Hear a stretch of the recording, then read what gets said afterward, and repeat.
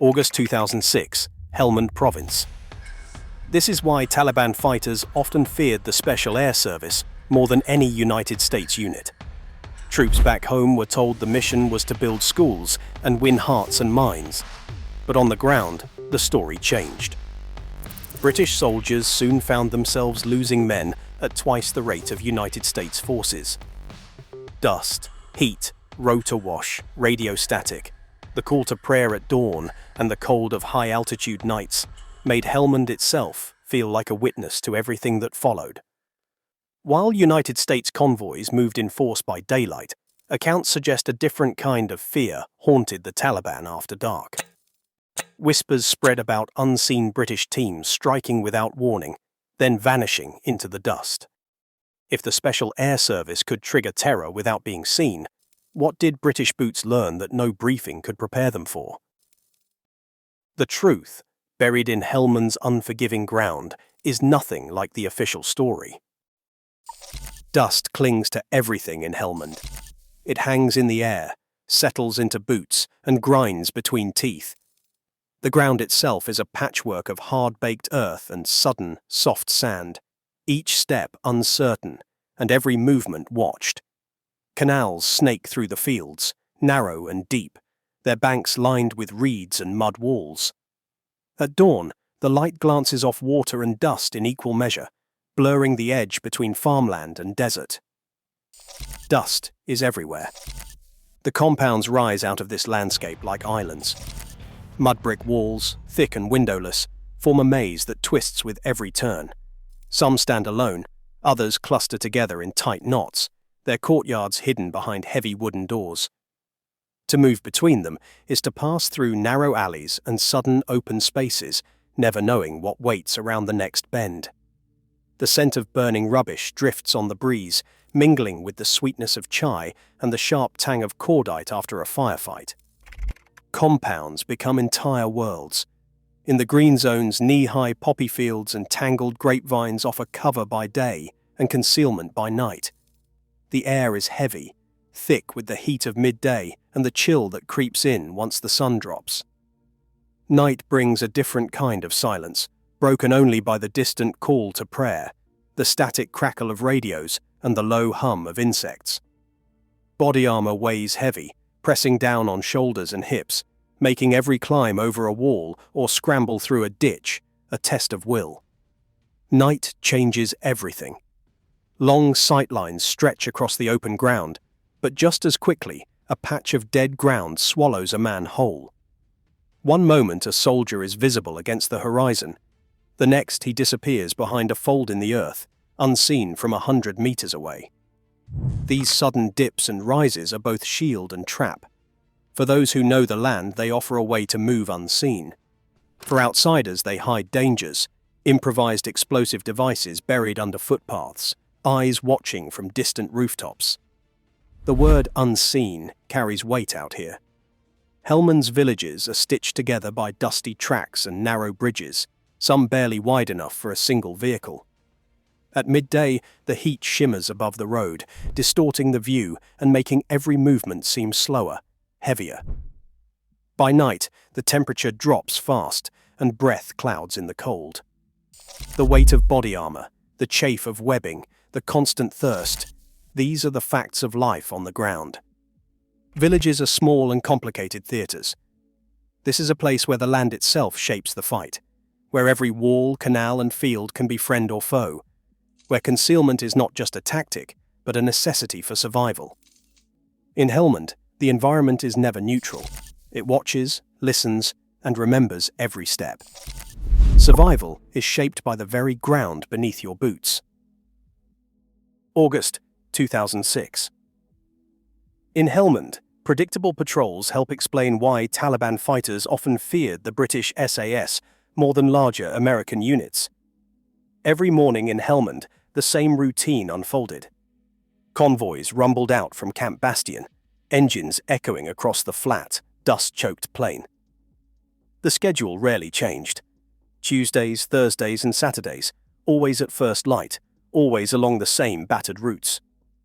Mastiff armoured vehicles in long, slow columns crept north towards Sangin or east to Musa Qala, loaded with food, water, ammunition, and mail. Rotor wash shook the air. Radio static answered the calls. The smell of burning trash and chai hung over the compounds. The columns moved with a sense of inevitability. At the head and the tail, Danish and Estonian escorts scanned the horizon for a telltale shimmer of glass or the glint of a buried wire. The rest of the column moved at a crawl, 20 to 30 kilometers an hour, pausing at checkpoints, bunching up at narrow bridges, and bunching again at the river crossings where the banks rose steep and exposed. Every pause was another chance to be seen, another moment to be counted. Insurgents watched from tree lines and rooftops. Spotters with radios or mobile phones relayed every move. By the time the convoy reached the first canal, the Taliban often knew exactly how many vehicles, which direction they were heading, and when to expect them. IED teams worked by routine too, digging in the night and then waiting for the familiar thunder of engines. August 2006 saw more than 20 major ambushes on these supply runs. On the 15th, a convoy to Forward Operating Base Inkerman was hit near Sangin, 2 British soldiers killed in a matter of minutes. Rumour and memory spread faster than any radio net. Inside the platoon houses, those isolated sandbagged compounds at the edge of each town, patrols ran on their own clockwork. Dawn and dusk, squads of 8 or 12 stepped out through the gates, rifles up, boots crunching in the dust.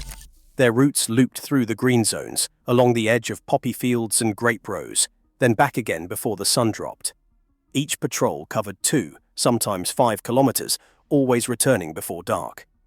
The pattern was fixed, every other day for longer reconnaissance, daily for the short circuits. In August alone, battalion logs recorded nearly 200-foot patrols across Helmand, averaging 4 to 6 a day from each base. The routine itself became vulnerable. The Taliban adapted quickly. They learned when to expect British boots in the fields, when to lay pressure plates, when to melt away into the maze of compounds. Ambushes came at predictable choke points, just past the last canal or where the path dipped out of sight. On the 19th of August, a routine dawn patrol from Forward Operating Base Robinson was caught 500 meters north. Corporal Mark Wright was killed in the opening moments. For the insurgents, predictability was opportunity. They mapped every movement, every habit, every shortcut. British commanders understood the risk. Brigadier Ed Butler later reflected that conventional units were tethered to routines, visible and vulnerable. By the end of Herrick 4, British forces suffered a 4.7% casualty rate, twice the proportion of their American counterparts. The need to be seen, to show presence among the locals, came at a heavy price. In Helmand, being predictable meant being hunted. The routine of war in Helmand favoured those who could predict it. Yet, just beyond the reach of convoy dust and the clatter of daytime patrols, a different kind of operation unfolded. In the darkness, small SAS teams moved with a purpose that left no room for routine. They worked in groups of 4 or 8, slipping between compounds and along irrigation ditches, their boots muffled by sand and the thick Afghan night. There were no headlights, no radio chatter breaking the silence, just the slow, patient advance guided by a single tip or a fragment of overheard conversation passed through a trusted interpreter. Every detail mattered. The timing of a raid could change at the last moment, triggered by a rumor in the bazaar or a whisper from a farmer who knew too much. Intelligence arrived in fleeting windows, sometimes reliable, sometimes warped by old grudges or the promise of cash. But once the decision was made, the cycle moved fast. A tip, a plan, a silent deployment, and the sudden breach of a compound wall before dawn. The SAS compressed these steps into hours, not days, denying the Taliban time to adapt or flee. Insurgents called them hunters from nowhere. Rumours spread through the villages about British shadows that arrived without warning, striking at commanders who felt safest in the hours before sunrise. Unlike the American convoys, which could be heard and seen from miles away, the SAS left almost no trace. Locals described how fighters would wake to find their leaders missing, vanished in the night. In captured Taliban messages from 2008, references to black snakes that struck after dark appeared, never named, but always feared. The phrase Englistani night ghosts was whispered in some circles. The SAS used the land as their ally. They watched for hours from the dead ground, waiting for a single mistake, a careless light, a door left open, a guard nodding off. When they moved, it was with patience and precision. There was no pattern for the enemy to map, no routine to anticipate. One night, a team might strike a bomb maker's compound in Musakala. The next, they would disappear into the grape rows near Nahar-i-Sarraj, leaving only confusion in their wake. For the Taliban, this unpredictability became a source of fear. Fighters who once relied on routine, sleeping in the same rooms, holding meetings at set times, began to scatter after sunset. Some started sleeping in fields, others rotated their guards or abandoned compounds entirely. The SAS did not need to be everywhere at once. The rumor of their presence was enough to paralyze movement and disrupt plans. In the end, it was not just the raids themselves, but the uncertainty they created that spread fear across Helmand's villages and green zones. Farid grew up near Gereshk, where the fields run green in spring and the canals cut through old farmland. He spoke 3 languages, Dari, Pashto and English, learned from a British aid worker who once taught in the district school. By 2008, his world had shrunk to a single choice: work with the foreign soldiers or watch his family's future close in around them. The Taliban left letters at his father's door, warning that anyone who helped the British would be treated as a traitor. The threats came in the night, sometimes with a bullet slipped inside the envelope. The British needed Farid, not just for his words, but for his EAR, his ability to read the tone of a farmer's voice and to catch the hesitation in a village elder's answer. On raids, he moved between worlds, translating a whispered tip in the dark, passing on warnings about improvised explosive devices, or calming a terrified family as special air service boots swept through a compound. The job paid well by local standards, but the cost was always waiting. Farid's brother was beaten by masked men in the bazaar. His cousin stopped visiting.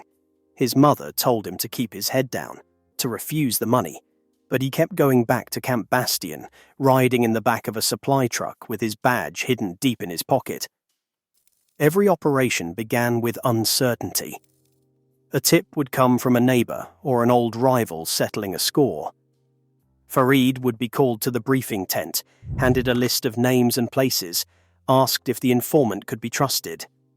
Sometimes he knew the families, who had lost a son, who had debts, who might lie for a few thousand Afghanis. Other times, he could only guess.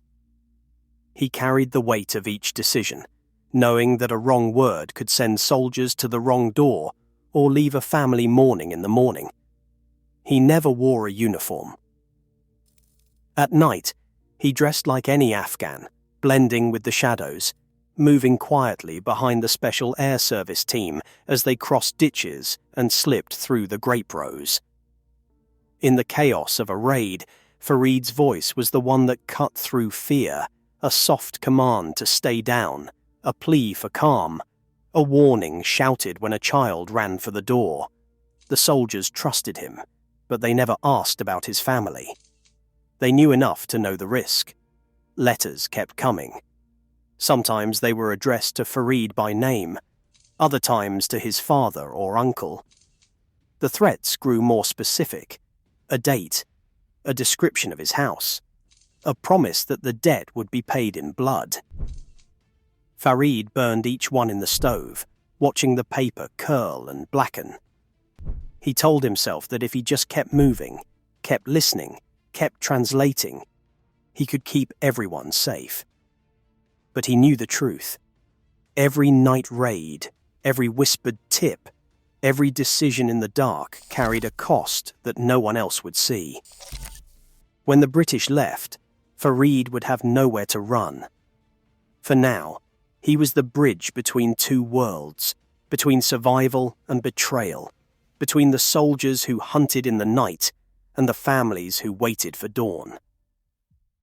At 3 in the morning, the world outside the compound walls was silent. The air was cold enough to sting the nose, the only sounds the distant bark of a dog and the faint rustle of reeds in the canal. Farid moved at the edge of the SAS team, his breath clouding in the darkness, boots sinking into the soft sand. Each man carried his own weight, body armor, weapon, the knowledge that a single misstep could set off a pressure plate. The team paused at a narrow break in the wall, the mud bricks slick with dew. A gloved hand pressed a charge, barely more than a whisper as the detonation snapped the lock. The door swung inwards, and the team flooded through, rifles raised, eyes behind night vision lenses searching the gloom. Inside, confusion erupted. A woman shrieked, clutching a child to her chest. Farid shouted in Pashto, his words urgent but measured. "Stay down. Do not move." The SAS swept the rooms one by one, boots thudding on packed earth, torch beams slicing through the shadows. No shots were fired, no wild shouting. The target, a mid-level bomb maker, was dragged from his bedding, wrists bound with plastic ties. In a side room, a tangle of wires and batteries confirmed the tip, improvised explosive device components, half assembled. Outside, 2 men tried to slip through a back door. One froze at the sight of a silent figure in black. The other stumbled into the canal with his hands raised. No one fired. The restraint was deliberate. Children huddled in a corner, eyes wide, as Farid moved between them, repeating the same words over and over. The team spent less than 10 minutes inside. When they left, the compound door hung open, the only evidence a shattered lock and the echo of boots fading into the night. The message would travel quickly, no warning, no pattern, no safety after dark. Rumor runs faster than any man in Helmand. Before sunrise, word of the night's raid had already slipped through the grapevines and mud-walled alleys. In the hours that followed, the shock travelled from compound to compound, carried by whispers at the chai stalls and warnings muttered in the fields. Fighters who had once stood guard at night began to vanish from their posts. Some abandoned the watchtowers altogether, slipping away before darkness fell. Others huddled indoors, refusing to risk a shadow against the wall or a stray torch beam leaking through a crack in the door. Accounts from Afghan interpreters and local farmers describe an immediate, almost panicked response. In villages near Musa Kala, men who used to gather in courtyards after evening prayers now melted away before dusk, leaving compounds empty and silent. Night guards, once a fixture on every rooftop, were missing, their rifles left propped against the wall. One interpreter recalled a Taliban commander berating his men for sleeping too close together, warning that the British come when you least expect. Rumours fed on themselves, growing with every retelling. Some said the SAS could see in total darkness. Others claimed they moved through the fields without leaving footprints. The effect was visible by morning. Fighters who once strutted through the bazaar with weapons now kept their heads low, avoiding eye contact with strangers.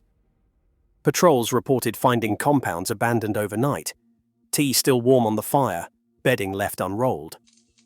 In the green zones, paths that had been worn smooth by routine foot traffic were suddenly empty, the weeds left to reclaim them.